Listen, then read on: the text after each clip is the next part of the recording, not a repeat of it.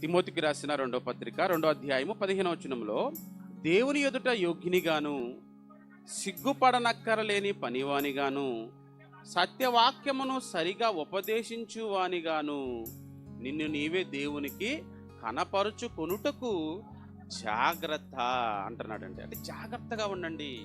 వాక్యాన్ని ప్రశ్నించేవారు ఎక్కువైపోయారు కనుక మరి సత్యవాక్యమును మనం ఆల్రెడీ ఎలాగా నేర్చుకుని ఉండాలి? వివరించి విడదీసి సరిగా ఉపదేశించే స్థాయిలో ఈరోజు క్రైస్తవులు ఉండాలండి. అలాంటి వాళ్ళే క్రైస్తవులు. అంతేగాని మా నాన్న క్రైస్తవురారండి, మా అమ్మ క్రైస్తవులారు ఏమండి, లేకపోతే మా అమ్మమ్మ క్రైస్తవురాలు, మా తాత ముత్తాతలంతా క్రైస్తవురాలని చెప్పుకుంటే క్రైస్తవుడివి కావు. నువ్వు నమ్ముతున్న క్రీస్తును, వాక్యమును నువ్వు నేర్చుకొని ఉండాలి. చాలామంది ప్రశ్నిస్తూ ఉంటారు, తప్పుపడుతూ ఉంటారు. అలాంటి వానికి కూడా హేతు అడుగు ప్రతి వానికి కూడా నువ్వు ఎలా చెప్పాలి? సమాధానం చెప్పాలి. ఎప్పుడు సమాధానం చెప్పడానికి సిద్ధపడి ఉండాలి క్రైస్తవుడిగా.